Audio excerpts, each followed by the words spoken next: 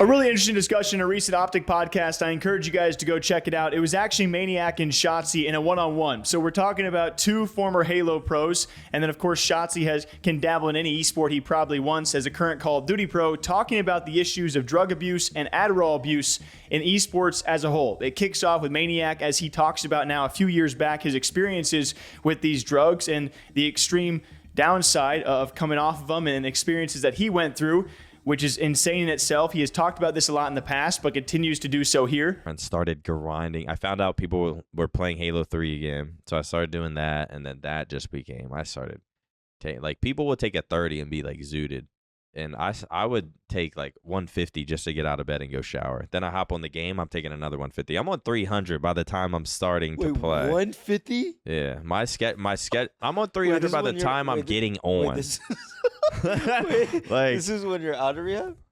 Yeah. This is post rehab. Break up with my girlfriend. I'm like, I don't gotta do shit. Like, it's COVID. Like, after feeling that feeling of being on Thresh or being on 600, Yeah. it like made a threshold of something I'll never be able to feel like that again. And I feel like I'm still I'm like almost chasing that fucking feeling.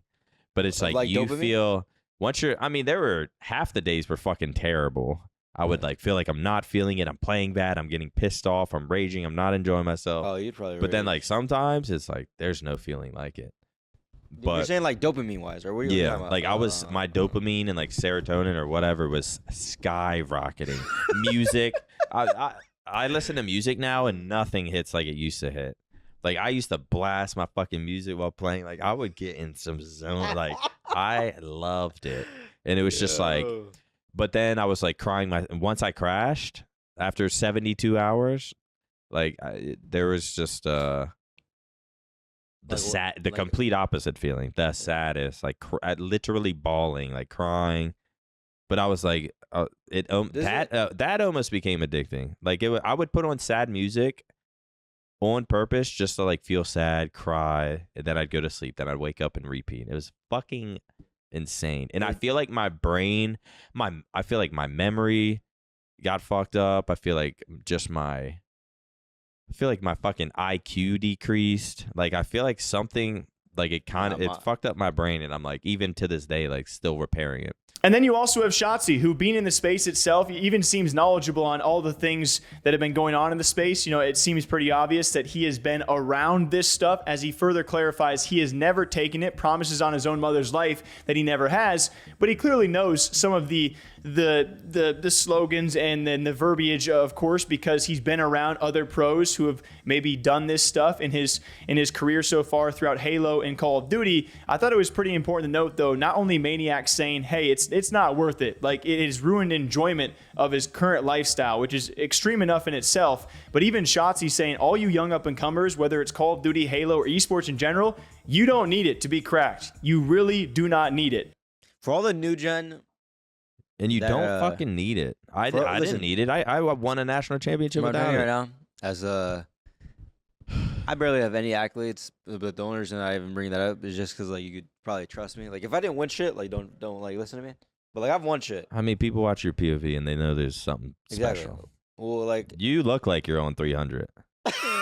your POV. Oh, I thought you were saying like right now, not like, you boxing shit. No, your gameplay looks like you're on fucking 300. That shit's all.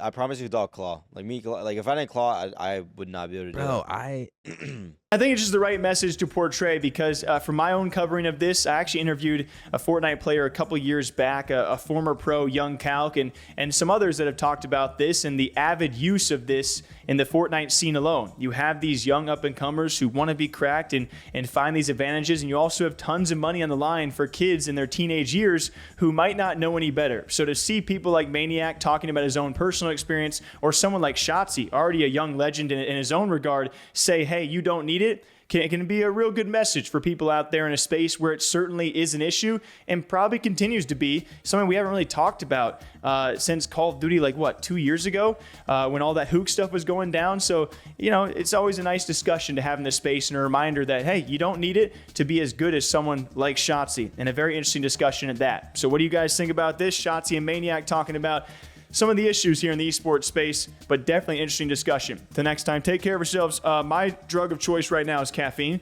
I have a problem with coffee. I'm going to go drink some more, but also with some water on the side. Till next time, take care, y'all.